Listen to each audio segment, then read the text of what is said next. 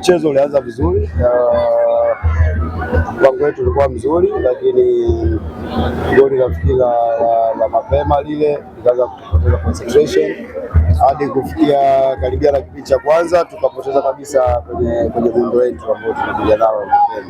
Kwa nafikiri mechi iliishia pale kwenye dakika 15 za kwanza kwa magoli mawili ambayo mimi nafikiri alikuwa magoli mepesi.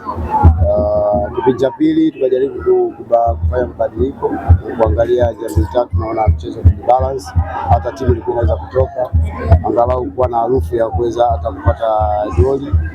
Unaona, kwa mechi imeisha hivyo. Ni makosa ambayo kama goli la 4 la Simba ilikuwa la kona, bado ilikuwa ni umakini, kwa tumeadhibiwa kwa kukosa umakini.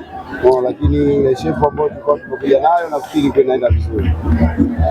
Kipi ambacho ulikifanya kipindi cha pili mpaka mkaweza kuwa contain Simba? Nafikiri wambia wachezaji tuendelee kwenye ile shefu ambayo tulikuwa nao, lakini tuna uwezo na sio kutoka. Tujaribu